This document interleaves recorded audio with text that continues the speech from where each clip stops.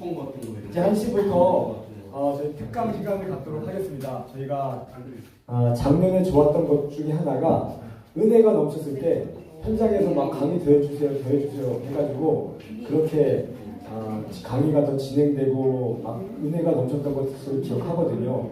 그래서 우리 김주환 목사님 특강으로 저희가 모실 수 있어서 너무 좋고요. 지금서부터 2시까지 간증을 듣고 또 저녁 시간에 이어서 듣고 저녁에도 시간을 구애받지 않고 좀 더 할 수 있으면 계속 그렇게 가는 것으로 하도록 하겠습니다. 예, 아직 못 오신 분들 있네요. 일단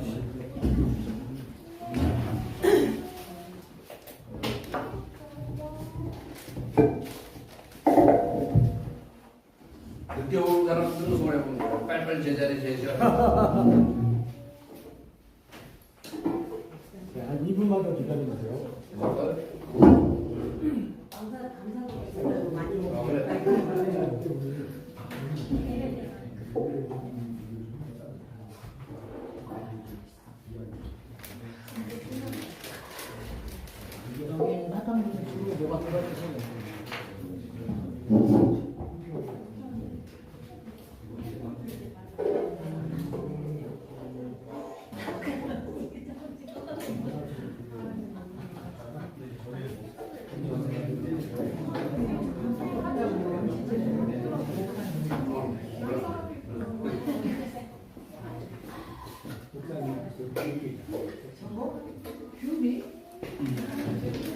아까 우리 이게 밥입니까? 목사님, 안 됐습니다. 지금 이걸로. 이거 많이 또 다른. 이 폴크 이게 변화하십니까? 과자 같은 거 하면 제가 볼 때는 이렇게 어느 분이 좋은 거 하는 것도 좀 감시하면서 봐요.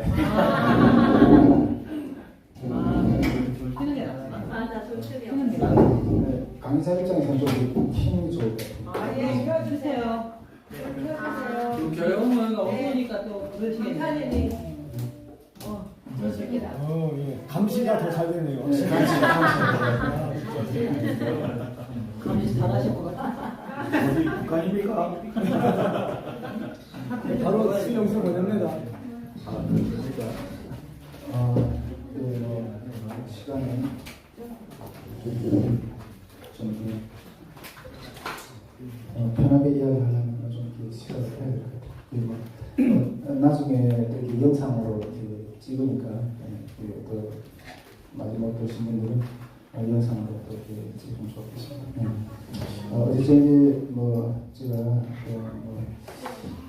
나름 편하게 하는 거고 어떻게 들으셨는지 잘 모르겠습니다. 어저께 시간 이 컨퍼런스를 통해서 저희들이 많이 받고 이렇게 독일에 와서 저희 그 사회의 시야가 좀 많이 넓혀지는 어떤 그런 시간들이 있는 것 같아가지고 하나님께 너무 감사하고 또 이런 컨퍼런스를 저렇게 해준 또 우리 이하수 목사님 또 우리 코리아 선교단체 너무 감사드립니다. 오늘은 어제는 제가 여기 좀 올리네요. 어제는 제가 이렇게 그 탈북을 해서 어쨌든 이렇게 하나님을 만나는 그 과정까지 북한과 중국 어떤 그런 생활에 대해서 이렇게 좀 나눴는데 잠깐만 예. 강의 전에 예. 그 중국에 계셨던 기간은 총 몇 년이세요? 제가 한 8년 정도 있었습니다. 우와. 한 2003년도에 하고 있더라고요. 오늘은 그 한국에서 정착하는 그런 과정과 우선 그게 목회자잖아요. 다른 목회자로서 이렇게 선교를 하면서 걸어가면서 이렇게 몸부림쳤던 그런 내용들 위주로 특강을 좀 이렇게 하려고 합니다. 막 중국에서 한국으로 들어오시는 그거를 좀 이렇게. 근데 그거는 제가 저도 이렇게 강의 어떤 그 틀을 짜놨기 때문에 그걸 이렇게 막 하게 되면 막 이렇게 당겨질 것 같아요. 나중에 저녁 시간에 궁금한 점도 있으면 이렇게 물어보시면 자유롭게 제가 대답을 할 수 있을 것 같습니다. 어쨌든 제가 그 중국에서 그 이렇게 하나님 이렇게 뜨겁게 만나가지고 그때 막 북한에 들어가려고 했어요. 네, 북한에 막 들어가려고 했어요. 다시 들어가려고 했다고. 실제로 우리가 같이 공부하던 사람들 중에는 북한에 들어간 사람들도 있습니다. 진짜 중국 현지에서 주님의 그 성령 역사가 정말 뜨겁게 일어나는 어떤 그런 모습들이 많거든요. 저는 그 하나님 믿고 나서 너무너무 감사한 거예요. 근데 기도만 하면 북한에 들어가는 그런 마음을 주시는 거예요. 그래서 너무 두려워가지고 무서워가지고 그다음부터는 기도를 안 했어요. 기도자리 나가면 또 주님 북한 나가라 하시고 해가지고 기도를 아예 안 했어요. 그러면서 딱 버티기 하면서 있는데 어느 새벽인가 그 기도가 이렇게 체질화되어 있다 보니까 그날도 이제 새벽 시간에 지금 기도 시간인데 지금 나가야 되지 하면서도 또 주님 앞에 나가면 또 북한에 나가라 한 번쯤에 그래서 딱 버티고 일어나지 않았죠. 그런데 그런데 딱 있는데 천사가 나타나더라고요. 천사가 나타나서 정말 하얀 어떤 그런 옷을 입은 내가 아직 세상에 태어나서 얼굴이 그렇게 인자하고 평안한 사람 얼굴을 못 봤어요. 그래서 나를 다 감싸면서 중국말로 하이즈야 아들아 그 말이 이게 막 마음에 이게 스며들더라고요. 그런데 그래서 나는 헛것을 받겠지 하고 그런데 기도자리에 안 나갔어요. 북한 나가는 게 이렇게 무서우니까 죽으라는 소리잖아요. 그래서 제가 그때 우리 미션홈에서 3년 반 있었는데 그 제일 마지막 쯤에서 중국 한족 전도사님이 우리를 관리를 해줬거든요. 그래서 나는 이렇게 한족 전도사님이 밤에 화장실 보려 가려고 하다가 나한테 이렇게 뭔가 이렇게 그 말을 건넸겠지 이렇게 생각하고 아침에 일어나서 그 전도사님 물어봤어요. 밤에 나를 깨우느냐고. 자기 밤에 일어난 일이 없다는 거예요. 그래서 그 북한에 대한 소망을 그렇게 주시면서 북한에 대한 이런데 내가 그걸 거부하니까 주님이 인자한 마음으로 나를 이렇게 만나주시는 것 같아요. 근데 실제로 그때 막 기도만 하면 막 나가라고 하는 마음을 막 받아가지고 나는 가기 싫은데 주님이 그렇게 해서 그때 파송받은 사람들도 있어요. 실제로 우리 같이 공부하는 사람들 중에. 네. 근데 어쨌든 저는 무서워가지고 못 나갔고 차라리 한국에 가서 이렇게 통일이 언제 될지 모르지만 통일의 때를 준비하자 이런 마음 가지고 저는 이렇게 한국에 들어오게 되었습니다. 제가 이제 2003년도에 2003년 10월에 한국에 들어왔는데 한국에 들어오면서부터 또 이렇게 문화적인 충격이 또 다시 시작이 되는 제가 이렇게 베트남, 캄보디아, 태국 이 3국을 걸쳐서 이렇게 한국 들어왔거든요. 그리고 캄보디아에 우리 탈북민들이 탈북자들이 이렇게 한국에 들어오려고 이렇게 집합하는 그런 집합소가 있어요. 근데 그게 한 100명 가까이 이렇게 집합되어 있었거든요. 우리 때는 한참 많이 막 탈북자들이 많이 들어와서 그럴 때니까. 근데 그때 그 저녁마다 요보다 더 큰 공간인 것 같아요. 한 100명이 쫙 이렇게 앉아가지고 그 예배를 드렸어요. 선교사님인 것 같은데 예배를 드렸는데 보초소가 예배 장소에 있는 그 선교사님이 이렇게 운영하는 그런 데였는데 앞에 벽이 있었어요. 그 벽에. 이 벽이 태극기가 이렇게 그려져 있는 거예요. 근데 그 태극기를 딱 바라보는데 이게 뭔가 이렇게 혼란이 오더라고요. 내가 지금 한국으로 지금 가려고 하잖아요. 지금까지는 제가 물론 23살까지 북한에 있었지만은 북한 인공기를 바라보면서 북한말을 공화국기라고 그러는데 북한 공화국기를 바라보면서 모든 맹세를 했거든요. 어린 소년단들부터 해가지고 어릴 때 학교 때 학교 군대 다 그 모든 사회생활들이 다 이제 태국기를 북한 공화국기를 바라보면서 선서를 하고 맹세를 하고 이랬어요. 그런데 이제는 제가 국가를 바꿔서 지금 한국으로 대한민국으로 가려고 하잖아요. 근데 그 대한민국의 상징 그 태극기를 바라보면서 이제는 내가 맹세를 해야 되는구나. 선서를 해야 되는구나. 이게 너무너무 이게 좀 혼란스러운 거예요. 근데 내 속에 내가 저 태극기를 진정으로 사랑할 수 있을까? 그런 마음이 이게 확 들어오더라고요. 근데 어쨌든 내가 살려고 가지만은 역사가 있지만은 내가 이 대한민국 들어가는 어떤 그런 것들을 어떻게 그 합리적인 어떤 그런 이 뭔가 이 정리를 가지고 들어갈까 이렇게 생각하는 가운데 제가 합리적으로 정리했던 건 뭔가 하면 내 조상의 땅이다. 우리 지금은 분단되어 있지만은 지금 남북으로 이렇게 갈라져 있는 두 나라가 됐기 때문에 내 조상의 땅으로 당연히 가야 되는 그런 땅이다. 이런 마음을 가지고 들어왔어요. 일단은 이게 한국에 딱 들어와서부터 이 국정원에서 한 달 정도 조사받고 이렇게 하나원에서 한 3개월 정도 하나원 교육을 받고 그렇게 딱 나왔는데 그냥 모든 것이 다른 거예요. 그냥. 네, 모든 풍습이 다른 거예요. 인간관계 저는 솔직히 이렇게 북한 군 생활을 하고 바로 제대돼서 뭐 집에서 얼마 안 있다가 탈북을 했기 때문에 이 인간관계를 사회생활을 해본 경험이 없어요. 사회생활을 해본 경험이 없다 보니까 그 개인적인 어떤 그런 것들이 너무 힘들었어요. 관계를 가지는 게. 그래서 제가 한국에 가서 느꼈던 게 뭔가 하면 이게 집단적인 나로부터 이 개인적인 나로 이렇게 변해가는 과정. 북한 사람들 집단적인 사고가 많잖아요. 네, 그 사회주의 사회니까 그런 걸 느꼈어요. 그리고 교회 생활을 적응하는 것도 너무너무 힘든 거예요. 나중에 제가 이렇게 신학교 가서 그 교회 안에서 이렇게 그 사역을 시작하면서 충격이 됐던 게, 야, 이게 이런 게 목회자의 길이라면 나 가고 싶지 않다. 포기하려고 했어요. 이 교회 생활도 이게 내가 생각했던 복음의 열정, 순수한 그것만 남아있는 게 아니라 엄청난 그 갈등. 야, 난 순수하고 살고 싶은데 이런 게 목회자의 길이라면 가고 싶지 않다. 그런 어떤 교회 생활의 충격도 중국에서 믿었던 그 하나님 말씀의 그 복음의 순수성이 그대로 드러나는 현장인 게 아니라 인간들이 온갖 그 갈등과 욕심과 어떤 그런 것들이 부딪힌 현장밖에 안 보여요. 이런 게 목회자의 길이라면 안 가고 싶다. 어떤 그런 교회 생활의 어떤 그런 부분도 상당히 충격이었어요. 이 경제 생활을 또 하는 것도 솔직히 이 신용사회잖아요. 어디 가서 며칠 일하다가 그냥 때려치고 그런 어떤 그런 것들을 좀 많이 경험했고 그리고 이 국가 실천도 다른 거예요. 이 삼권 분립이잖아요. 저는 이게 뭐 여러분 뭐 국회에서 막 이렇게 막 토론하고 막 싸우고 이렇게 하는 것들이 여러분들 막 지겹게 느껴질 것처럼 보이실지 모르겠지만 전 너무너무 재밌었어요.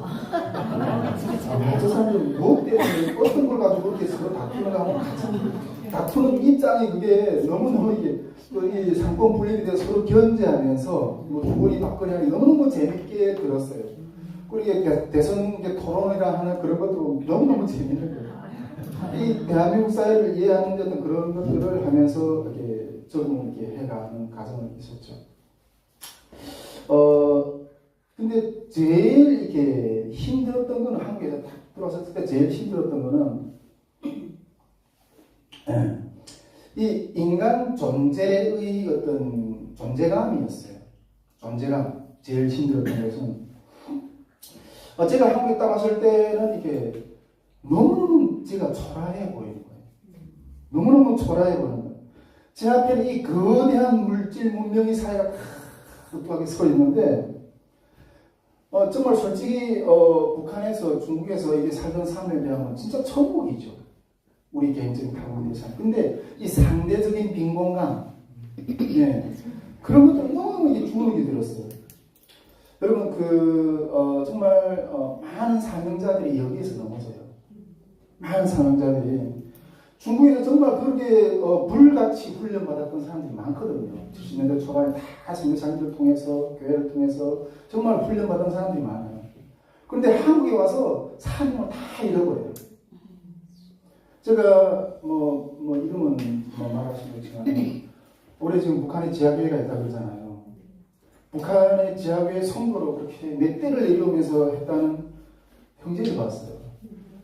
근데 한국에 와가지고 완전히 알코올 중독자가 돼가지고 폐인이 됐어요. 폐인이 됐어요. 여러분 나중에 통일이 되면 이 대한민국의 이 물질 문명이 확 쓸어 들어갈 거예요. 지금도 장마당 경제가 조금씩 발전된다고 한다는데 옛날에 그 김일성, 김정일, 김정의 자리에 이제 통일이 되면 이 물질 문명이 들어가서 이 우상이 될 거예요. 만몬이. 하나님은 우리가 이게 한국에도 한 뭐 3만 5천 명 정도 들어와 있다고 하고 많이 그렇다고 하는데 그 중에서 다 쓰지는 않을 거라고 생각해요. 그 중에서 그런 것들을 이긴 자들을 하나님이 거라고 저는 생각합니다.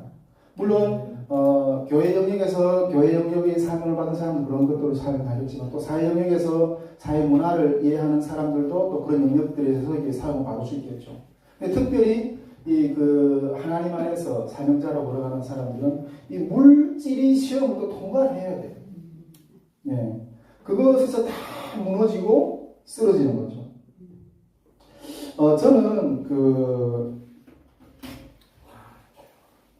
삶의 여정을 보면 북한에 있을 때는 인간은 이 배고픈 것만 해결하면 되는 줄 알았어요. 이런 북한 사람들에게서 천국이 어떤 걸까요? 우리는 뭐 아메리칸 드림 하면서 그런 것들을 향해서 나가서 뭐 천국을 어떤 그런 모습을 바라보면서 뭔가 천국이 이루어질 것처럼 이렇게 나가잖아요. 근데 북한 사람들에게서 천국은 한 끼 밥상이에요. 네. 근데 어제도 내가 간증하면 이야기했지만 내일에 먹고 살 수 있는 식량조차도 이렇게 마련할 수 없는 어떤 그런 소망이 없는 가운데서 1년을 어떻게 살며 한 달은 어떻게 살며 1년은 어떻게 하면 소망이 없어요.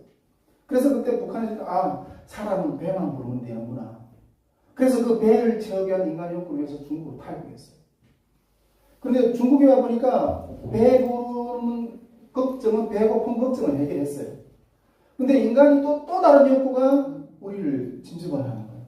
그러니까 배만 부르면 되는 게 아니라 얼마나 짐승들이 그 순한 짐승들이 초원에서 잘 뜯어 먹어요. 그런데 이 살아온 짐승들이 어떤 그런 보호로서 자기를 보호하려는 보호 본능이 있죠. 근데 중국은 북한하고 이게 그 사회주의 국가하고 어떤 그런 정치적인 관계가 있기 때문에 탈북자들은 불법 체류자로 이렇게 해가지고 다 잡아서 북한에서 북송해 버리잖아요. 그래서 인간은 또 이 안전의 욕구가 필요하구나. 그걸 발견하고 그 안전이 보장되는 보장대한민국으로 온 거예요. 저는 사람은 배만 부르면 되고 안전하면 그 살아갈 수 있는 줄 알았어요. 그런데 대한민국에 와보니까 또 다른 욕구가 우리를 침범하고 있는 거예요. 또 다른 욕구가. 그럼 제가 한국에 와서 새로운 인식을 이렇게 하게 되는데 인간이 인간 대접을 받으려면 대한민국 사회에서는 있어야 되겠더라고요. 네. 제가 많이 듣는 말을 많이 이렇게 손에 많이 들었던 말이 뭐냐면 옛날에 한국에서 개그 프로에도 그런 이야기는 있는 것들이 더 한다고. 있는 것들이 있어야 돼. 있어야지 뭔가 사람이 어떤 그 값이 매겨지는 것 같아요. 값이 매겨지는 것 같아요. 인간이 모든 것이 등급화되어 있는 걸 보게 됐어요. 일반적으로 이렇게 신발 신는 신도 그렇고, 옷도 그렇고, 차도 그렇고, 집도 그렇고, 학교도 그렇고, 직장도 그렇고, 다 등급화되어 있는 거예요. 강남에 사는 사람, 강남에서. 옷도 저는 이렇게 신학교 다닐 때 이게 그 브랜드 신발을 누가 이렇게 신던 거, 이렇게 버려주는 거 이렇게 잘 빨아가지고, 나도 이 브랜드 하나 지어가지고. 그렇게 했거든요. 근데 처음에는 이 브랜드 인지도가 없었어요, 솔직히. 아니, 사람이 그냥 추우면 따뜻하게 입으면 되지. 그게 무슨 비싸고, 이렇게 무슨 그게 의미가 있겠어요. 전 재밌게 한국 왔을 때, 왜 차들이 그렇게 이름이 많아요? 외제 벤츠, 아우디, 지금도 나는 차 이름 몇 개 모르는데, 우리 벤 사모님은 차 이름을 다 생각이 많아요. 아니, 그렇게, 브랜드 인지도가 어떤 분은 내가 이렇게 안경을 하나 이렇게 선글라스 탁 쓰니까 너무 웃는 거예요. 왜 웃는 거니까? 그래, 여성 전용 안경이라는 거야. 아니, 여성 전용이 어떠고 내가 눈이 편하면 되지. 근데 그런 것이 너무너무 많은 거예요. 그러면서 이게 사람은 등급화되어 있는.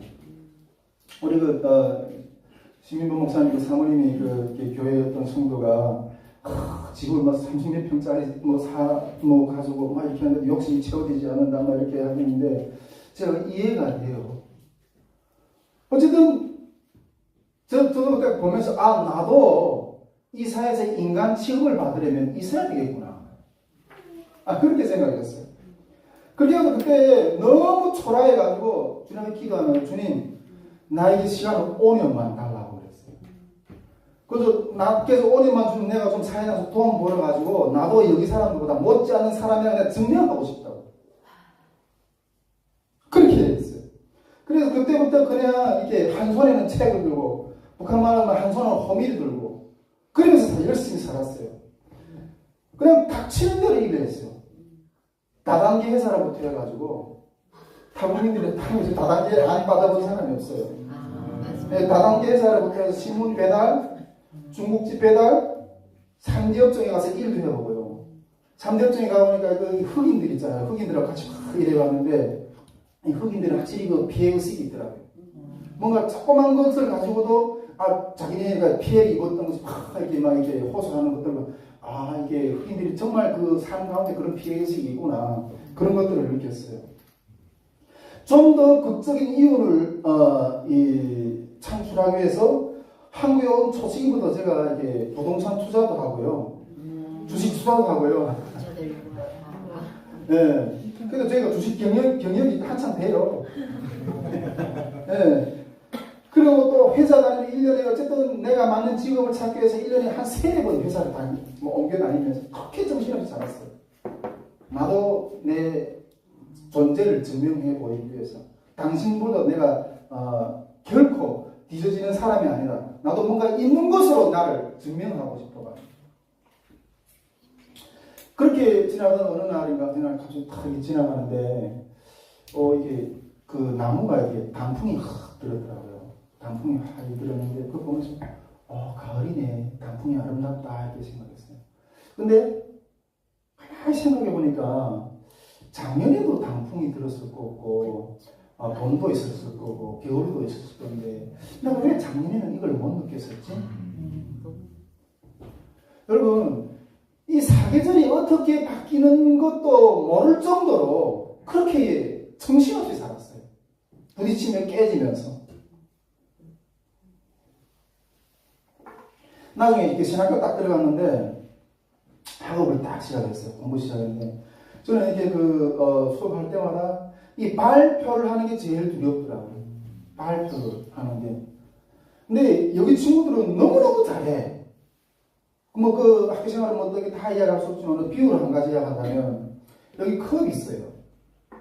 그 발표 주제가 이 컵에 대해서 설명하세요. 이렇게 만약 설정한다면 제가 이걸 설명하라고 제 입장에서 그 북한에서 배워줬던 그런 지식과 이거 설명하라면 이게 컵이면 컵이지 이걸 뭘 말하냐 뭘 말하냐.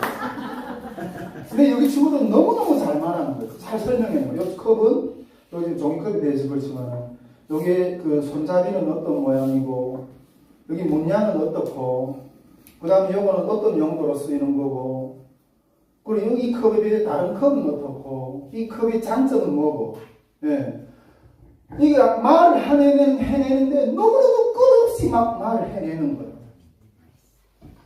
와 그런 걸 보면서 이게 제가 이번에 이게 동덕에 와가지고 우리 동덕에 있는 현지인이 그 이야기 딱 들어보니까 통일이 됐을 때 어떤 게 제일 어려웠는가 이렇게 물어보니까 통일되기 전에는 우리 마트에 가면 우유가 하나가 있었대요.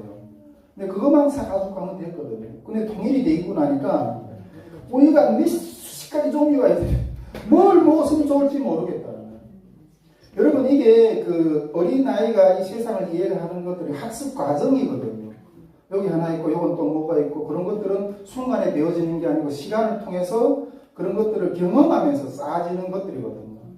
근데 그런 거 백지 상태에서 뭔가를 이해하려고 하니까 너무너무 힘든 거예요. 철학 수업을 딱 들어갈 때 내가 생각했어요 그냥.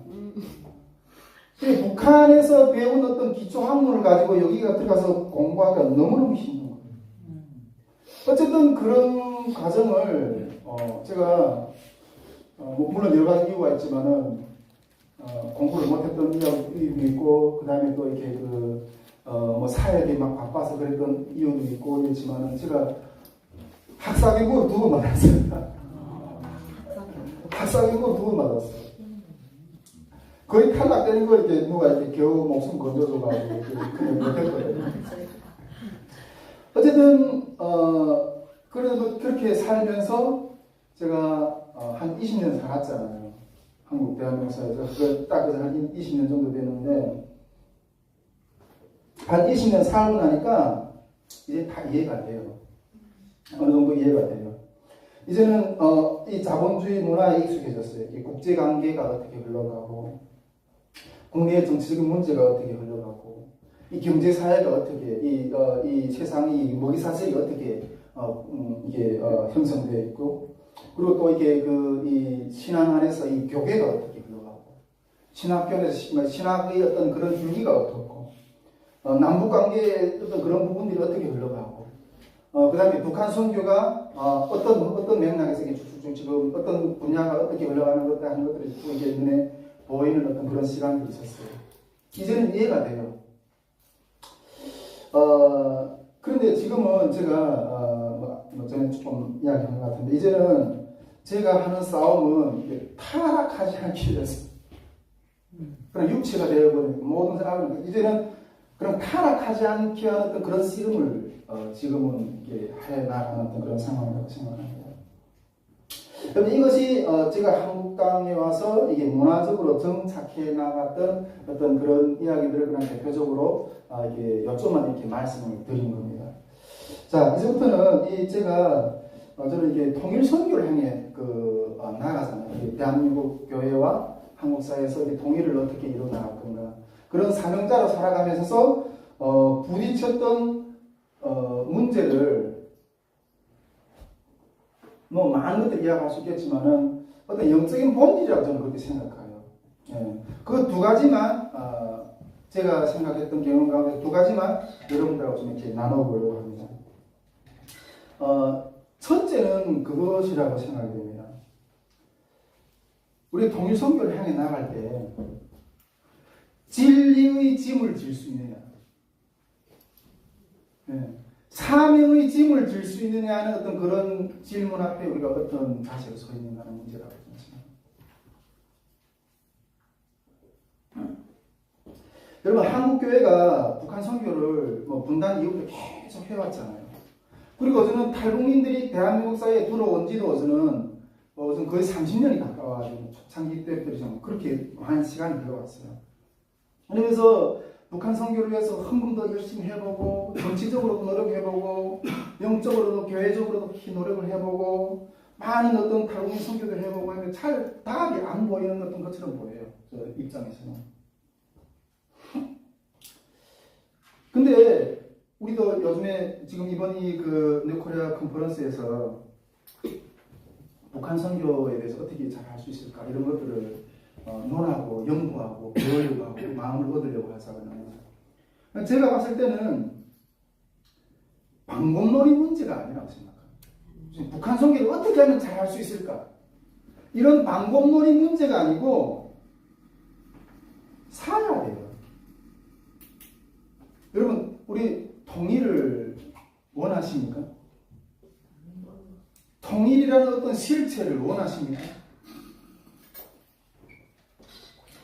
여러분 그 통일이라는 실체를 원한다면 그걸 사야 돼요. 사야 돼요.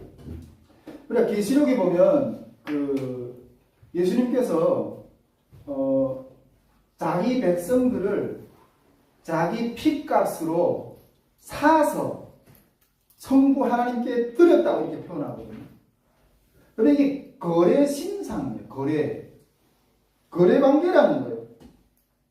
여러분 아직 우리 가운데 그 열매가 이렇게 이루어지지 않았다면 아직 그것을 살만한 적당한 그 가격의 값이 지불이 못됐기 때문에 열매가 안 이루어졌다고 저는 그렇게 생각합니다. 여러분 근데 그 지불이 어디까지 진행되어야 되는가? 어디까지 진행되어야 될까요? 예수님은 죽기까지 그 대가를 지불하셨어요. 우리를 사기 위해서 대가를 지불했었어요. 제가 많은 어떤 북한 사역을 같이 함께 하겠다고 하시는 어떤 그런 뜨거운 마음을 가지고 있는 분들 같이 만나고 이렇게 들어보면 여기까지. 그래서 한가서 여기 이상은 내가 감당이 안 돼. 여기까지. 제가 봤을 때는 여러분 어떤 것을 살려면 있잖아요. 대가가 지불이 돼야 됩니다. 우리 여기 자매님도 뭐 이게 여기 독일에 와서 뭐 유학을 뭐 지금 하고 있는지 잘 모르겠지만 그 유학이라는 어떤 그런 것들을 해가지고 나중에 그것을 토대로 해서 내 삶의 어떤 보장 그걸 얻기 위해서 어마어마한 어떤 그런 물론 뭐 부모님들이 뭐 이렇게 도와주는지 모르겠지만 제가 이렇게 그런 걸 뭐라 그래요 이게 그냥 홀로 나와가지고 자수성가하시는 그런 분들도 많이 보고 하는데 이 독일 사회에서 내가 내 미래를 얻기 위해서 대가를 지불하는 거잖아요. 여러분 통일 사회라는 것도 얻으려면 대가가 지불이 돼야 됩니다. 우리 이하루 선교사님이 우리 여기 있는 분은 다 알고 있고 기도 제목도 있고 이런 자녀들이 많이 이렇게 아픔을 느끼는 어떤 그런 부분들에서 기도하고 이랬잖아요. 저는 우리 이하루 선교사님이 통일 선교라는 어떤 그런 것들을 사기 위해서 지불되는 대가라고 생각합니다. 그렇지 않겠습니까, 여러분? 여러분, 경제적인 논리로 말하면 수요는 많은데 공급은 한계가 있어요. 내가 뭐 철덩이에요. 예, 북한 선교라는 어떤 그 영역을 내가 살려고 보니까 가정이라는 영역에서 내가 써가야 될 어떤 그런 시간과 에너지와 돈이 절감되고 이쪽으로 투입이 되는 거죠. 그래서 이쪽 영역이 살아나는 거예요. 제가 한국에서 저희 선교에서 이렇게 이런 컨퍼런스나 다른 어떤 단체나 이런 것들을 이렇게 해서 집회도 좀 많이 일으키고 이러거든요. 솔직히 우리 기도 모임이라는 게 진짜 몇이 안 되고 어떤 때는 그 기도 모임 시작할 때 통장에 10만 원밖에 없었어요. 근데 하나님이 명령하시는데 탈북민 몇백 명 집회를 일으키라.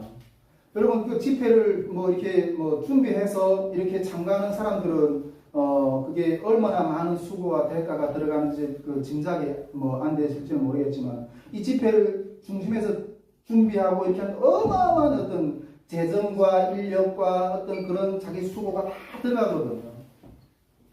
근데 그 어마어마한 집회를 정말 감당하려면 일단 재정이 천문학적인 숫자가 들어가요. 그래서 제가 뭐 저녁에도 말씀 나누게 수 있겠지만은 하나님 하겠습니다. 주님 마음속에 하겠습니다.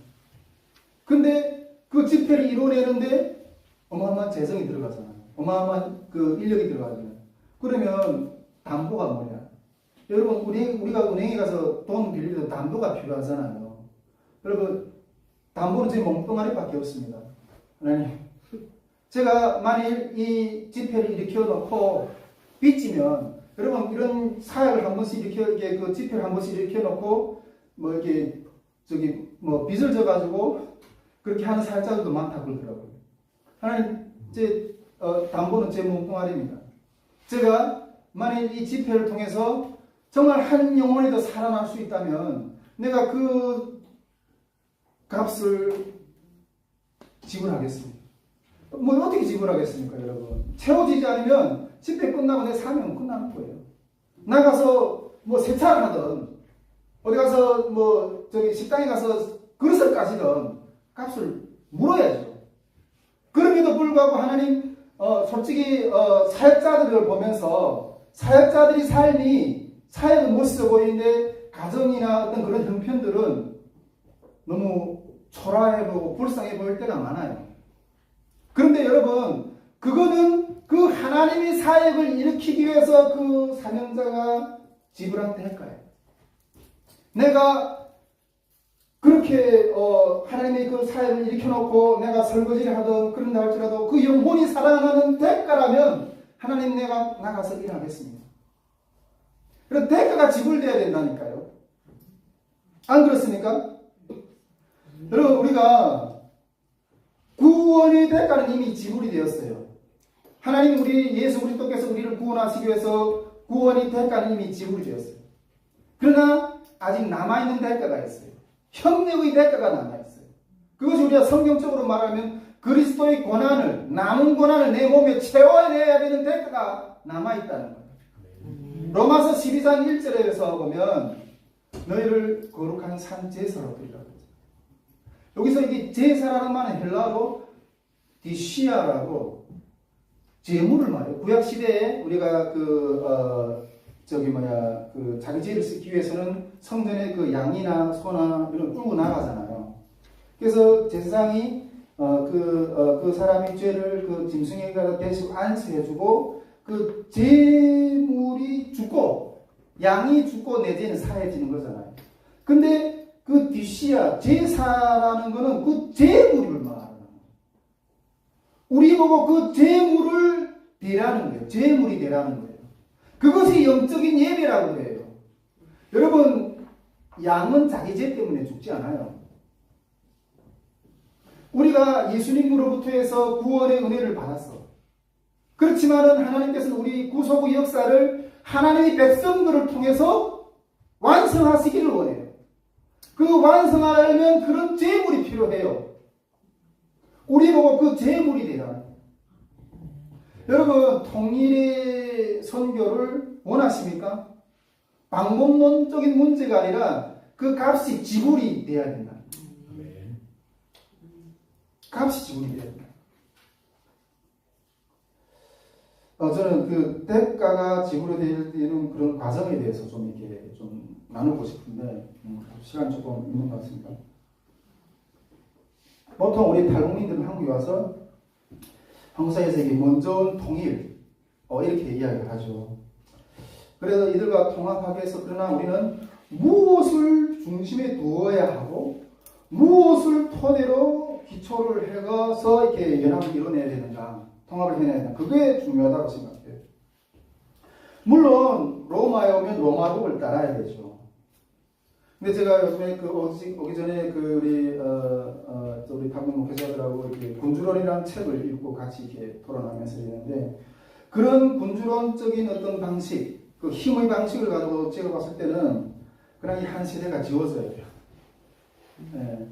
우리 독일에도 와서 보니까 그 현지인들 와서 이야기해 보니까 어제는 30년이 가까워가고 있는데도 아직도 그 통합의 문제가 남아있는, 그러니까 그 세대는 지워져야 돼요. 그 가나안 1세대는 다 죽었잖아요. 가나안 땅에서. 다음 세대가 들어가고. 그 다음 세대나 돼야지 어떤 그런 고민이나 어떤 그런 것들이 이렇게 없어지지 않을까. 다음 세대가 돼도 아마 우리 대한민국 보면 뭐 전라도, 뭐 경상도 지역 갈등 뭐 이런 것들이 항상 남아있지 않을까 이런 생각을 해요. 그러나 우리가 뭐 군주론에서 말하는 어떤 그런 힘의 방식이 아니라 신앙인들이라면 다른 싸움을 해야 한다고 생각해요. 할렐루야. 우리는 5월 문화를 전달하는 그런 사람인 게 아니라 복음의 전달자로 탈북민들 앞에 서야 돼요. 이 제국주의 어떤 선교나 이런 것들을 볼 때 나중에 위에서 기독교 복음을 전하는 게 아니라 5월 문화를 전하고, 선교사님들이 선교 현장에 나가서 중국 선교하면서도 내가 대한민국인 국민인데 복음보다 그 5월 지위, 근데 나중에 중국이 다 살아버리니까 선교사님들이 할 일이 없어. 그래서 나는 지금 여기에 뭐 하러 왔지? 그 문화 전도사로 온 거예요. 복음이 본질이 잊어버리고. 여러분, 신앙인이라면 다른 싸움을 해야 된다고 생각합니다. 저는 그래서 그 본질을 지키기 위해서 싸우는 것과 참, 그런데 그게 너무너무 외로워요. 여러 선교사님의 어떤 그 삶의 이야기도 들어보고 하여서 너무너무 외로워요. 때로는 타협하고도 싶고 도망치기도 싶고 어떤 그런 싸움들이 때까지 해요. 제가 저희 가정 이야기를 좀 하고 싶은데, 저는 이게 그 통일을 가정에서부터 이뤄보고 싶었어요. 그래서 하나님 가정에서부터 이뤄보고 싶습니다. 그래서 남한자매와 결혼해보고 싶습니다. 그래서 하나님이 기도응답으로 남한자매와 결혼을 했어요. 결혼했다가 15년 만에 이혼을 했어요. 15년 만에 이혼했어요. 제가 통일을 하나님의 어떤 그런 먼저 가는 어떤 그런 길을 경험해보고 싶어가지고 남한자매하고 같이 이렇게 가정을 이루어봤지만은 그 가정 안에서 제가 하는 싸움은 어떻게 하면 남한 출신인 아내를 북한화할까?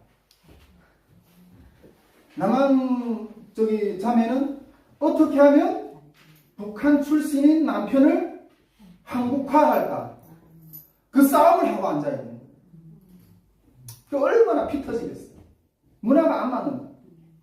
제가 전에 어떤 큰 교회에 가서 이렇게 사역을 했는데 그 교회에서 장모님이 나중에 한번 이런 이야기를 하더라고요. 야, 이제야 우리 김주환 전도사님이 제2교회화 되어가고 있다고 이렇게 하더라고요. 제2교회화 되어가고 있다고. 저는 그때 그런 가정생활 속에서 막 당황했어요. 어떻게 대처할지를 잘 몰랐어요. 여러분, 제가 어제 저녁에 그렇게 죽음의 고비 가운데서 예수님을 만났잖아요. 저는 예수를 안다고 하는 사람이에요. 예수님을 사랑하는 데에서는 그 누구보다도 뒤지고 싶지 않은 그런 열정이 있는 사람이에요. 그런데 주님의 사명을 감당하자니 가정이 울고, 가정을 살리자니 주님의 사명이 울고, 때로는 주님의 일이 더 중요하다고 생각하면서 가정을 나갔어요. 뛰쳐나갔어요. 여러분, 가정을 제가 뛰쳐나갈 때마다 불렀던 노래가 있어요. 내가 이제 살아도 주 위에 살고 하면서 나갔어요. 그러나 얼마 못 가서 돌아왔어요. 아무리 주님의 일이 그렇게 위대하고 소중하고 그렇게 할지라도 혼자서는 못 가겠다, 주님. 홀로 내가 중국에서 그 탈북을 해가지고 홀로 그 가는 인생이 얼마나 외로운지 힘든지 알고 주님, 나 혼자서는 못 가겠어. 그러면서 또 돌아서고 이랬어요. 그러다가 나중에는 다 포기하고 그냥 평신도로 살아야겠다. 그래서 주님, 죄송합니다. 주님의 사명을 감당하지 못하고 돌아서는 이 죄인이 용서해달라고 죄송합니다. 이렇게 돌아섰어요. 그러면서 주님이 기대하는 한 평신도의 삶을 살기 위해서 한 아내의 남편, 한 아이의 아빠로 나 살려고 노력했어요. 그런 어떤 구체적으로 이야기 안 해서 그렇지만은 그 가운데서 제가 이때까지 가지고 있던 모든 친구들과의 관계가 다 끊어지고 동역자들과의 관계도 다 끊어지고 그 어른들처럼 따랐던 그 어른들의 관계도 다 끊어졌어요. 그러면서 평신도로 이렇게 살려고 시작했어요. 그러다가 제가 저희 집에서 동네에서 가차이 교회가 하나 있었는데 제가 어떤 한 목사님이 설교를 좋아했어요. 되게 좋아했어요. 제가 그 남한 생활을 하면서 뭔가 이게 힘들고 고민이 지치고 이럴 때는 그 목사님이 설교만 들으면 막 힘이 생기고 다시 일어날 수 있는 어떤 그런 용기를 얻고 그렇게 했거든요. 그래서 한 번은 그 교회에 찾아가서 어느 수요일 예배였던 것 같아요. 예배 다 끝나고 그 목사님한테 말씀드렸어요. 제가 정말 사명자의 길은 못 가지만은 그래도 이 교회에 다니면 그래도 좀 천국 가는 길은 붙어서 걸어갈 수 있을 것 같다는 생각이 들어서 그래서 그냥 그러면서 제 사정 이야기 쭉 하면서 목사님한테 말씀을 드렸어요. 그랬더니 그 목사님이 목사님, 제가 이 교회를 좀 출석하고 싶습니다. 그러니까 그 목사님이 했더니 한마디 딱 하시더라고요. 어떤 말씀 하시는가 하면 지나가는 거지가 와서 동양을 하고 잠자기를 요청하면 얼마든지 해줄 수 있지만 사명을 버리고 온 자는 못 받아준다는 거예요. 사명을 버리고 온 자는 못 받아준다. 제가 그 이야기를 딱 듣는데 어떤 야방망이를 가지고 이렇게 뒤통수를 하나 딱 맞은 것 같은 느낌이 받았어요. 어디 뒷구멍이라도 있으면 막 들어가고 싶은 마음이 들었어요. 여러분, 저는 예수님을 만난 이후에 저희 모든 삶을 하나님께 올인했어요. 남들은 뭐 공부하다 코피 터지고 뭐 그런 거 하지만 저는 정말 사역하다가 저는 새벽마다 기도할 때마다 너무 피곤하니까 이 코피 계속 나오는 거예요. 사역하고 공부하고 섬기고 아침마다 코피를 세수하다 콜 조금 계속 그렇게 코피 흘리면서 주님의 열심을 섬겼어요. 주님이 기뻐하신 일이라고 생각하면 물불을 가리지 않고 뛰어다녔어요. 중국에 있는 탈북 여성들이 낳은 그 아이들, 그 고아 아이들을 돌보는 사역. 또 한국에는 이렇게 중국에서 이렇게 그 외국인 노동자들 있잖아요. 제가 그 나그네 된 때의 삶을 생각하면서 그들을 제가 중국어가 조금 되니까 그 중국 사람들 같이 다 섬겨주기도 하고 또 탈북민 교회에 가서 탈북민들이 방황하는 그 형제들을 가서 섬기기도 하고. 왜 그렇게 했냐? 여러분, 우리는 전국적으로 하는데 계산할 날이 있잖아요. 계산할 날이 있잖아요. 그 주님 앞에 섰을 때 주님 잘했다. 그 한마디 들어. 왜? 그것이 전국적으로 하니까 가지고 가야 되었던 그거기 때문에 사명자들이 머리가 똑똑하지 못해서 그렇게 사는 게 아니에요. 전국적인 어떤 그 무대를 알기 때문에 그걸 준비하는 거예요. 그 한마디를 주님이 나에게 해주시네요. 지금까지 잘 먹고 싶고 잘 입고 싶고 잘 쓰고 싶고 누리고 싶었던 그런 것들 다 그리고 받지 않아도 되는 그런 모욕들도 보상들도 주님이 그 한마디를 그렇게 나에게 그걸 오인했거든요. 그런데 그때 그 목사님이 그 말 한마디가 저는 나 너 모른다 이렇게 들리셨어요. 내가 북경에서 삶이 어떤 그런 절망 가운데서 주님을 만납니다. 이제 그 주님도 나를 모른다 하면 나는 어디로 가야 돼? 되게 엄청난 충격이었어요. 엄청난 충격. 그때부터 제가 주님의 뜻대로 산다는 것이 무엇인가 하는 그런 고민이 아주 심각하게 했고, 그부터 성령을 따라 사는 삶에 대한 그 주님의 은혜가 그때부터 열리더라고요. 그러고 나서 제가 신대원에 들어갈 때 결심을 했어요. 주님, 내가 이제 절대로 돌아서지 않겠습니다. 이제는 절대로 아무리 힘들어도 돌아서지 않겠습니다. 이러면서 신대원 들어가서 하나님이 그 사역자였던 그런 여정을 이렇게 마치게 됐습니다. 그런데 결정적인 그 아픔이 코로나 때 왔어요. 여러분, 코로나에 대한 해석은 모두 이게 사람들마다 좀 분분하지만은 저는 그 신앙의 본질을 드러내는 과정이라고 저는 그렇게 생각합니다. 뭐 여기서도 뭐 그렇게 어떻게 뭐 서로 이렇게 이야기를 할 수 있지 모르겠어서 그거에 대해서 논쟁을 하고 싶지 않지만 제가 가지고 있는 거는 신앙의 본질을 드러내는 어떤 그런 싸움이라고 저는 그렇게 생각합니다. 그때 저는 많은 교회가 코로나 때 신앙의 민낯을 드러냈다고 저는 생각하고요. 많은 사람들이 그때 그 코로나 때 막 직장을 그냥 나가고 이러다가 직장을 잘리고 교회가 쪼개지고 축소되고 어떤 그런 현상들이 한국 사회에 이렇게 일어났어요. 저도 그때 이 그 주님 앞에서 드리는 사역에 대해서 멈출 수 없다. 그때 코로나가 왔다고 우리 북한에 대해서 기도하는 사역, 기도하는 어떤 그런 것들을 멈출 수 있겠냐. 북한의 사람들 얼마나 지금 그렇게 고통 가운데 죽어가고 있는데 우리한테 어떤 이런 조그만 어떤 그런 것들 왔다고 이 사역을 멈출 수 있겠냐. 그러면서 나갔어요. 그러다가 구청 조사도 받고 경찰청 이게 조사도 받고 이게 정지명령, 예배 정지명령, 행정명도 이렇게 맡기도 하고 그러면서 했어요. 그때 우리가 그 선교에서 통일 캠프도 하고 말씀학교도 준비하면서 이 선교회가 온 선교회가 그냥 선교회 스태프 다 전멸됐어요. 그냥 다 코로나로 전멸됐어요. 특히 그 코로나 때 그 통일 캠프 사역을 이렇게 하면서 사역을 준비하는데 우리 저도 코로나 걸려가지고 이 병원에 이게 격리돼 있고 제 전 와이프도 코로나 걸려가지고 이렇게 중환자실에서 막 이렇게 있었어요. 중환자실에서. 그리고 저희 스태프들도 다 그냥 이렇게 코로나 걸려가지고 다 이렇게 격리되고 어떤 그런 상황이었어요. 근데 제가 병원에 탁 누워 있으면서 하나님, 이번 여름 통일 캠프는 멈춰야 됩니까? 다 이런 병상에서 지금 리더의 말을, 리더의 결단을 바라보는 리더의 결단을 바라보는 저도 어떻게 할 수가 없었어요. 그럼에도 불구하고 저를 이렇게 따라준 어떤 참 동지들이 너무너무 감사해요. 그래서 저도 그냥 열이 풀풀 나면서 침상에 누워가지고 하나님 이번 여름 캠프는 멈춰야 됩니까? 근데 하나님 기도 중에 그런 모습을 다 보여주시더라고요.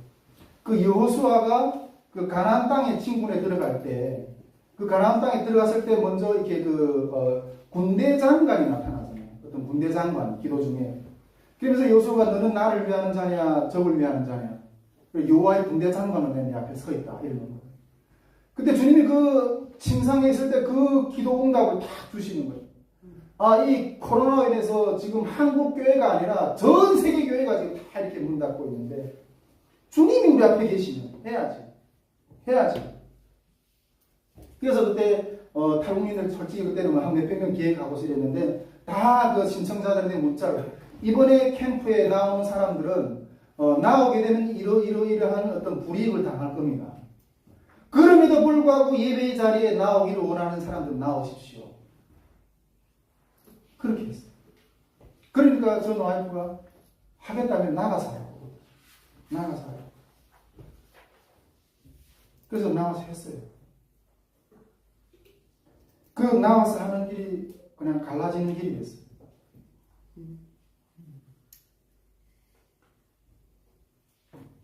제가 제 이 아픔을 이렇게 나누게 되는 것은 하나의 교훈을 좀 나누고 싶은 거예요. 여러분, 남북이 하나가 되고 주님이 사명을 감당하는 어떤 그런 부분들 가운데서 본질적인 것은 주님이 우리에게 주시는 영적인 그 사명을 감당할 수 있느냐, 짐을 질 수 있는가. 제가 어떤 여전사님이 그런 이야기를 하더라고요. 북한 선교를 하는 여전사님이 말하는데, 북한 선교는 내가 열심히 해왔는데 북한이 북한인 게 아니라 내 남편이 북한입니다. 내 아내가 북한입니다. 내가 그걸 가정의 그 아픔을 겪으면서 이 분단의 문제는 역사 가운데 어떤 민족 가운데의 문제가 아니라 본질은 죄의 문제라는 걸 알았어요. 여러분 어떻게 생각하세요?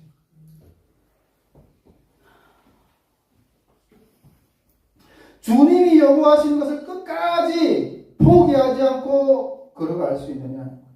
제가 캠프를 마치고 주님 요구에 내가 어떤 것과도 타협하지 않고 순종했습니다. 그 눈물 흘리면서 이렇게 캠프를 마치고 돌아오면서 그렇게 제가 얼마 전에 이게 한국 예전에 우리 신대원 동기 모임들에게 갔어요. 우리 신대원 동기 모임들이 있는데 한 30명 정도 우리 신대원 동기들 한 70명 가까이 되는데 동기 모임에 갔는데 한 30명 가까이 모였어요. 그래서 모였는데 그 모여서 그런 이야기를 하더라고요. 어떤 친구들은 이런 이야기하고 어떤 친구들은 이런 이야기하고 우리 이 독일 사회에서의 목회는 어떤지 잘 모르겠어요. 근데 한국 사회에서의 목회는 참 팍팍한 것 같아요. 우리 신부 목사님 앉아 계시면 동기들 부목사로 어떤 사람들은 담임 목사로 이렇게 가잖아요. 부목사로 있고 뭐 이런 친구들은 좀 이렇게 막 약을 먹는데 약을 먹고 이게 자식 겪는데 이렇게 막 전체적인 친구들이 많이 들어와서 어떤 친구들은 이렇게 담임 목사로 들어간 친구들은 이렇게 보임에서 하는 친구는 이렇게 그런 것들을 감당하기 쉽지 않아가지고 기도로도 풀리지 않아가지고 복싱을 시작해요. 복싱을 막 푼대요. 뭐 이렇게 기도 연약한 사람들 이렇게 이야기할 수도 있을지 모르겠지만 여러분 엘리야도 그 큰 사역을 해놓고 쫓겨가서 그렇게 나는 내 열정보다 못 참아 이게 번아웃이 돼가지고 그때 하나님께서 까마귀가 이런 것들을 먹여가지고 참 먹이시잖아요. 그렇게 못해요. 그런데 우리 나눔 시간에 한 친구가 이렇게 고백하는 이야기가 참 뜨거웠어요. 근데 그 친구는 사역을 하다가 사역을 내려놨어. 내려놔가지고 사회적인 도움 벌고 있는 거예요. 그러면서 그 친구가 탁 나와서 이렇게 막 울먹울먹하면서 이야기를 하더라고요. 자기는 이 사회적인 영역하고 이 사회적인 영역을 안다는 거예요. 자기는 지금 돈 버는 사람들하고 같이 대화하고 이렇게 하니까 뭐 그냥 돈 버는 데만 관심이 있대. 근데 목회를 자기 그때 할 때는 사람들은 어떤 이게 그 거룩한 도덕성을 사회자에게 요구하고, 근데 그 자기 내면한 가운데는 그걸 이렇게 표현할 만한 그런 깝깝함, 거기서 답답해서 그냥 내려놨대요. 근데 우리 동기들이 그렇게 사역하는 걸 보면서 울먹울먹하면서 내가 보니까 그래도 자기는 사역도 해보고 이 돈도 벌고 했는데 돈 벌고 하는 게 훨씬 쉽대요. 그러면서 자기는 못 갔지만 우리 동기들이 너무너무 존경스럽대요. 꼭 포기하지 말고 걸어가라. 그렇게 이야기해요. 여러분, 짐입니다. 그 짐을 진다는 것은 사는 거예요. 통일이 어떤 그 안에 들어가는 대가를, 여러분, 그런 사람들이 어떤 대가의 삶이 태워졌기 때문에, 그 재료를 털어졌기 때문에 불길이 일어나는 거예요. 여러분, 불이 그저 일어나요? 재료가 태워져야 일어날 수 있습니다. 희생의 재물이 되는 재물이 태워짐이 없이는 이 뉴코라가 가지고 나가려고 하는 비전, 이런 것들이 이루어질 수가 없어요. 여러분, 사야 돼요. 답이 있습니다. 근데 왜 답이 없는 것처럼 보이는 것 같이 있는 게 아니라 아주 단순해요. 여러분, 제가 하나님의 그 가정이 이렇게 힘들게 이렇게 실패했지만 또 다시 하나님의 그 은혜로 또 가정을 주시고 이랬는데, 나이 들어서 아들을 하나 봤어요. 아들을 하나 봤는데, 여러분, 제 그 아들이 있잖아요. 아프다. 그럼 내 주머니에 10억이 있다 한들, 100억이 있다 한들 내고 그 아들을 살릴 것 같아요. 지불이 돼야 된다니까요. 공짜가 없어요, 여러분. 열매가 안 보인다? 아직 그 가격이 있거든요. 그 많은 물건을 사는, 여러분, 저기 뭐 외제차도 있고 한국산 차도 있고 가격이 다르잖아요. 근데 외제차를 사려고 외제차를 살 만한 가격이 대가가 지불이 돼야 돼요. 아직 열매가 안 보인다? 그 지불이 덜 됐다는 거예요. 어디까지 지불해야 된다? 주기까지. 주님이 우리를 위해서 자기 목숨을 내놓기까지, 죽기까지 사랑해 주셨다. 여러분, 그걸 점검해보고 말아요. 아멘. 한 가지 더 나누고 싶은 이야기를 지금 시간이 한가운데요. 네. 나눠줘도 될까요? 네. 사망의 진다는 것은 다른 말하면 주님 대가예요. 주님 지어서 그 남은 고난을 내 몸에 채울 어떤 가시가 얼마나 되어 있는가, 그거에 대한 질문이라고. 다음은 영혼의 짐을 질 수 있느냐. 그 영혼은 우리가 전도를 한다는 것은 그 사단이 어떤 영역에 묶여 있는 자를 빛의 이 세계로 이렇게 옮겨오는 거거든요. 전도를 한다는 거. 근데 그것도 대가예요. 그 어떤 대가인가? 사단의 영역에 있는 자거든요. 근데 그 사단의 영역에서 그걸 대가를 지불하고 건져오는 거예요. 그 영혼을 향해서 대가를 지불할 수 있느냐. 저는 몰라서 못한다고 생각하지는 않아요. 우리 에로스님 사람하고 이야기했지만 북한 선교 잘 안 된다. 이렇게 방법론을 논하지만 몰라서 못한다고 생각하지는 않아요. 아는데 그게 들어가는 수고가 너무 크기 때문에 그 수고를 하기 싫은 거예요. 그래서 손 얹혀놓고 한번 양심적으로 대답해 봅시다. 그리고 우리 아이 하나 키우는데도 얼마나 많은 수고가 들어가요. 그 수고의 짐을 끝까지 지고 싶지 않은 거죠. 통일도 부담이 되기 때문에 쉬어서 뒷세대에 넘기려고 하는 게 아닌가요? 여러분, 북한 선교를 돈으로 예배 자유로 모으고 북한 선교 학교를 하고 기도회를 하고 하는데 한국 교회 안에서 보면 딱 거기까지만 해요. 거기까지만. 근데 성경의 완성 현장에서 이루어지거든요. 근데 현장에 들어가면 똥물이 튀어요. 똥물이 튀거든요. 제가 한번 우리 캠프 때 스태프들 다 모아놓고 조별로 이렇게 활동하게 하는데, 일반적인 다른 프로그램 위에 조별로 활동하게 하는데, 조별로 할 때 그 조장, 부장들은 다 우리 한국 스태프들이 세워요.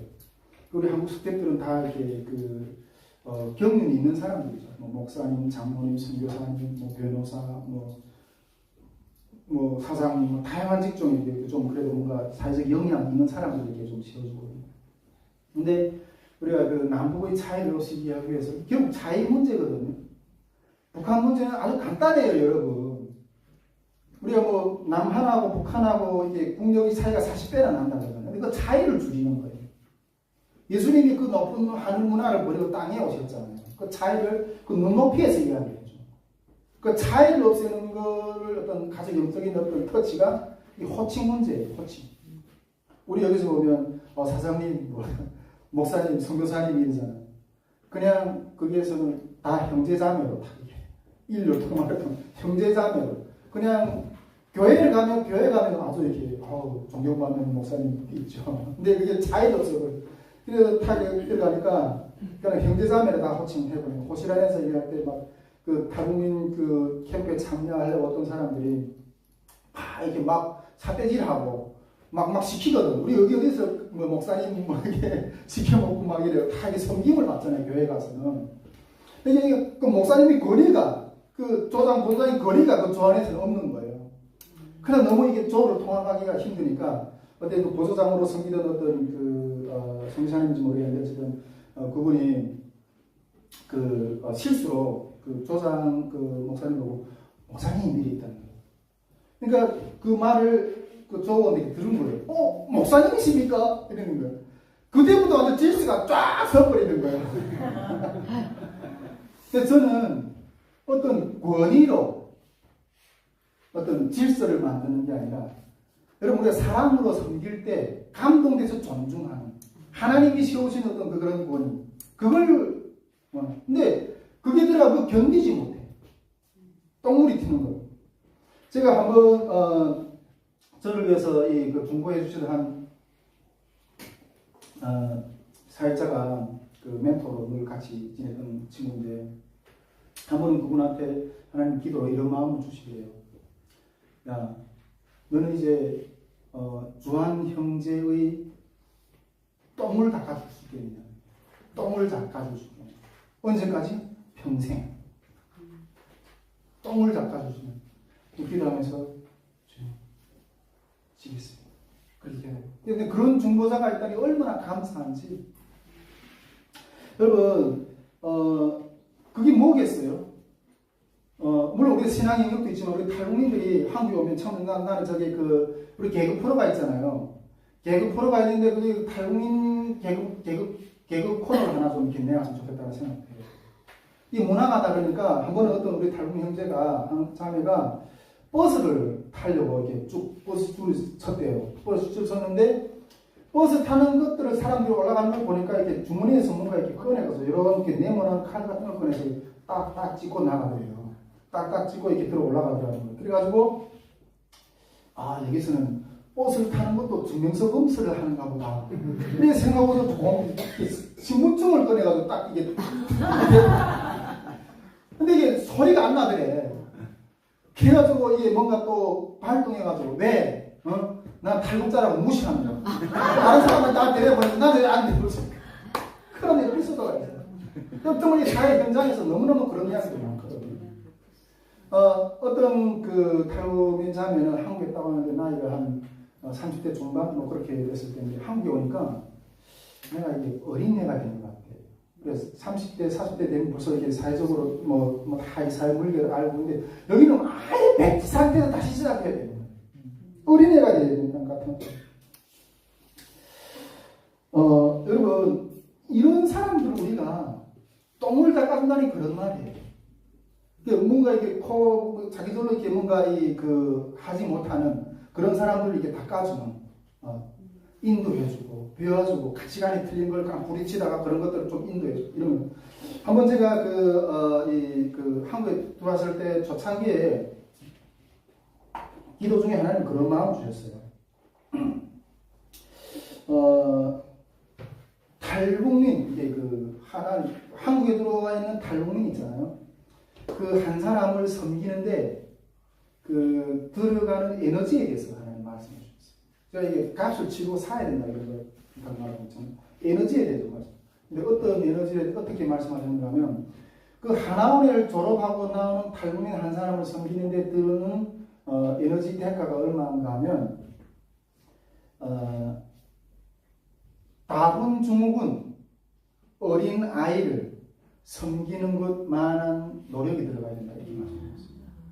여러분 우리가 어린 아이를 하나 케어하는 게 얼마나 어린 아이를 케어하시는 분도 있지만 저도 요즘에 그 늦둥이를 낳아가지고 키우는 이 애를 키우는 이런 노력이 들어가는 거구나 다시 한번 이렇게 생각하게 되는데 우리 북한에는 그런 말이 있어요. 이게 애를 하나 키우려면 오만공수가 들어간다는 말이 있어요. 오만공수.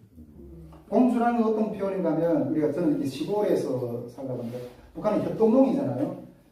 매일 나가서 그 일을 하면 돈을 주는 게 아니라 점수를 줘요. 북한은 일을 나가서 하면 점수인데 하루에 나가서 일하면 8시간 근무제로 나가서 하루에 일하면 하루 몇 점 주는가 하면 1.2, 뭐 1.3 이렇게 줘요. 근데 그 점수를 모아가지고 나중에 그 연말에 가서 그 점수를 많이 받은 것만큼 식량을 매도해줘요. 근데 여러분 하루에 1.2 점수를 벌어가지고 1년이면 얼마나 몇 점 벌어주고 있겠어요? 뭐 대부분 한 400점을 번다고 칩시다. 1년에 400점을. 여러분 1년에 400점을 벌어서 버는데 애를 하나 키우는데 5만 공수라면 그 5만 공수의 돈을 벌려면 몇 년을 일해야 돼요?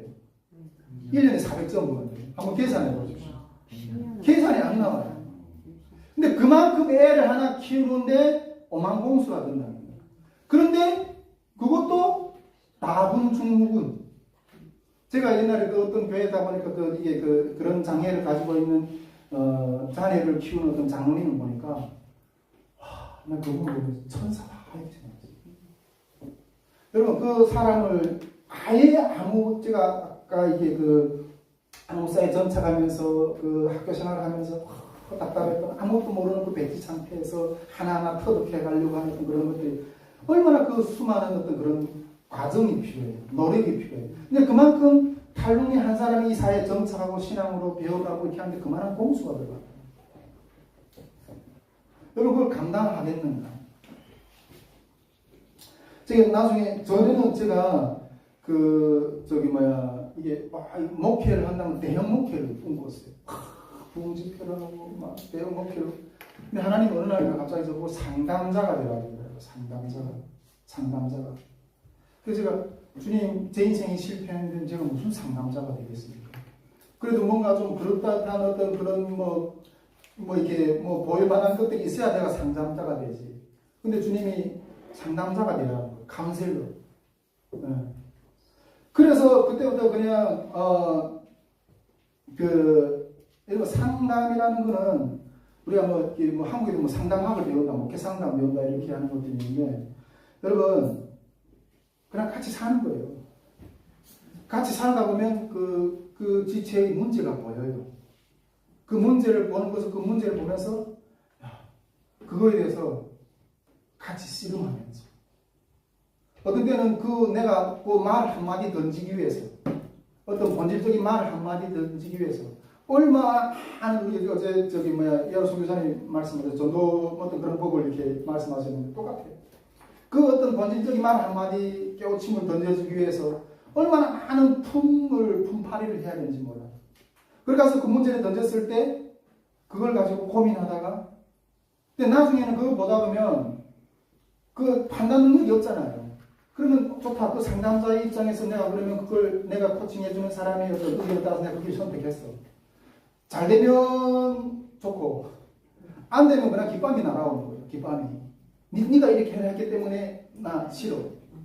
이렇게 했는데 해봤는데 안 됐어. 싫어. 그런 상담이라는 게 그냥 앉아서 뭐 이런 정도가 아니라 그 삶을 같이 들어가서 씨름해 주면서 방황하는 것들을 갖다 계속 그냥 방황하는데 붙들어 주는 거예요. 그냥 제가 우리 성교에서 귀하게 정말 한 사명자를 세워가지고 신학교에 보내주는 것까지 하는데 그 서울에서 안성까지 매주 차를 타고 아침 새벽에 따라 저녁에 들어와요. 그 가서 기도하면서 한 주 동안 그렇게 힘들었던 그 마음을 또 붙들어주고 아니 난 믿음으로 우리가 걸어나가보자. 믿음으로 걸어나가보자. 믿음으로 걸어 같이 그 삶을 씨름해 주는 거예요. 그 영적인 어떤 하나님의 어떤 그 마음을 가지고 방향을 제시해 주고 때로는 아픈 마음을 내주고 그런 씨름을 해요. 씨름을. 여러분 이건 뱅크가 지불되는 거예요. 저도 내 개인 삶이 필요해요. 가정도 돌봐야 되고 여러 가지 어떤 뭐 이렇게 해야 되고 근데 그거에 대해 쏟아야 될 시간을 내려놓고 그 영혼을 향해서 부어주는 거예요. 거저 살아 안 난다니까요. 내가 그 영혼을 살려면 제가 물론 많은 이렇게 뭐 통일선교의 방향 것도 이야기를 많이 하더라고요. 제가 한 20년 동안 겪어보면서 아 이거는 살아야 되는 거구나. 살아야 되는 거구나. 그런 결론을 얻게 됐습니다. 답이 없는 게 아니라고 저는 생각합니다. 그러면 진리가 잘못됐게요. 저는 때로는 하나님 왜 우리 북한 선교 가운데는 이 기독교 역사 가운데 이렇게 있었던 그 놀라운 하나님의 그 역사들을 안 주시는 거. 그래서 우리가 이 시간을 통해서 아 이건 사야 되는 거구나 하는 그거 한 가지만 좀 깊이 좀 이렇게 시각을 가지고 이렇게 했으면 좋겠습니다. 그러면 이것으로 마치도록 하겠습니다. 네, 감사합니다.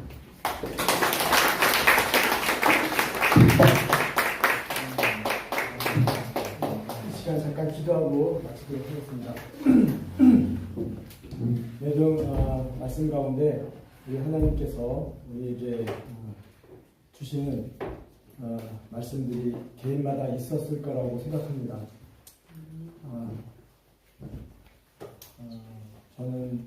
저도 또 제 안에 생각나는 많은 것들이 생각이 나고 갑집을 해야 된다는 말을 들을 때마다 참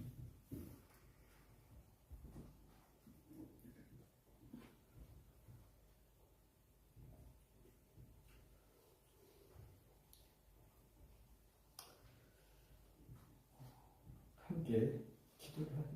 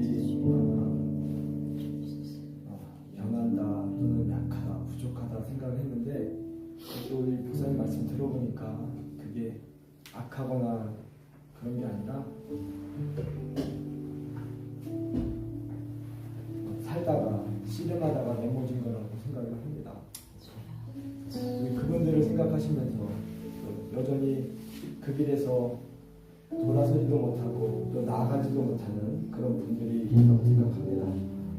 그럼에도 불구하고 하나님이 그걸 아시고 끝까지 그 길을 좀 갈 힘을 주시기를 원하고 하나님을 안 만났다면 당연히 안 갈 텐데 만나는 바람에 그리고 조국이라는 좀 평화를 꿈꿔본 바람에 좀 이렇게 또 살아가는 많은 우리들 북한 동맹자님들 탈북민들이 있는 것 같습니다.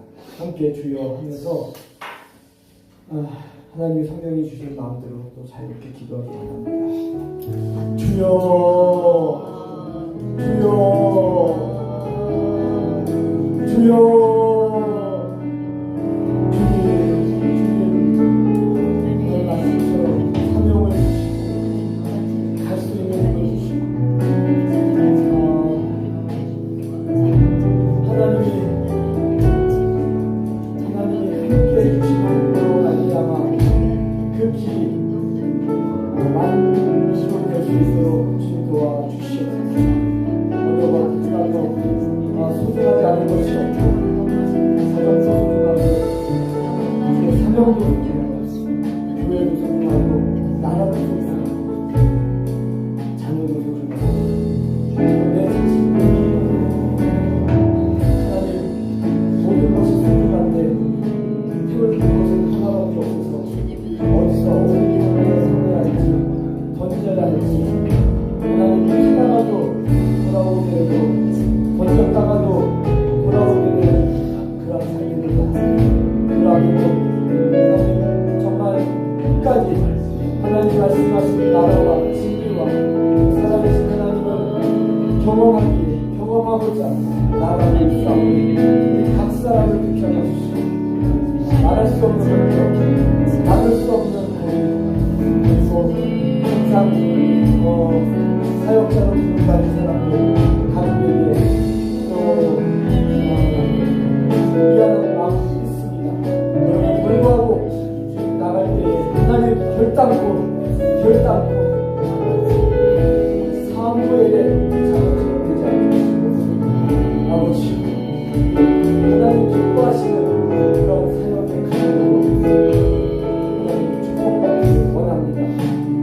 젖을 살아오게 되는 이 사는데 하나님 누릴 수 없으니 하나님께서 산 그 마음을 기뻐하셔서 끝까지 잘 만져할 수 있도록 축복하여 여러분의 한생명과 그리고 새로운 목회자 또 한국의 모든 교회 목사님 또 교회 장로 권사 다 주님께서 돌봐주시고 지켜주시고 사모님들 힘을 도와주시고 주의 자녀들 돌봐주시기를 간절히 나아를 기도로 우리 하나님 알아주시기를 믿습니다.